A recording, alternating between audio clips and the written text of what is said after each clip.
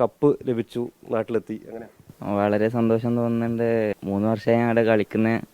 പിന്നെ അവരെ ആവേശവും കാര്യങ്ങളെല്ലാം കാണുമ്പോൾ ഭയങ്കര സന്തോഷം തോന്നുന്നുണ്ട്. കാരണം അവർക്ക് ഒരു ലീഗ് കിരീടം 22 വർഷങ്ങൾക്ക് ശേഷമാണ് കിട്ടുന്നത്. അപ്പോൾ ഭയങ്കര കാത്തിരിപ്പാണ് അവരെ. അപ്പോൾ ഭയങ്കര സന്തോഷം. എന്താ അടുത്ത അറ്റ്മോസ്ഫിയർ എങ്ങനെയാണെന്ന് പറയാൻ പറ്റില്ല. എങ്ങനെയായിരുന്നു അവിടുത്തെ ഒരു എക്സ്പീരിയൻസ് എങ്ങനെയായിരുന്നു? കാരണം ഫുട്ബോളിൻ്റെ ഇന്ത്യയിലെ മെക്ക എന്നൊക്കെ വേണമെങ്കിൽ പറയാം ഈസ്റ്റ് ബംഗാൾ ക്ലബിന്. അവിടുത്തെ എക്സ്പീരിയൻസ് എങ്ങനെയായിരുന്നു? എക്സ്പീരിയൻസ് എന്ന് പറയുമ്പോൾ എന്താ പറയണ്ടേ, കളിക്കുമ്പോൾ അവിടെ തന്നെ കളിക്കണം. നമ്മളിപ്പോൾ അവിടെ കളിച്ചാൽ അവിടെ ഭയങ്കര പ്രഷറാണ്.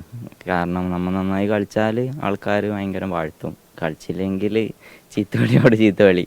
ഈസ്റ്റ് ബംഗാൾ മോഹൻ ബഗാൻ, നമ്മളിപ്പോൾ ഈസ്റ്റ് ബംഗാൾ മോഹൻ ബഗാൻ കളിയിൽ ഡെർബിയിൽ ഏതെങ്കിലും ഒരു ഗോൾ അടിച്ചാൽ നമ്മൾ പിന്നെ ജീവിതകാലം മുഴുവൻ നമ്മളവിടെ ദൈവമാണ്.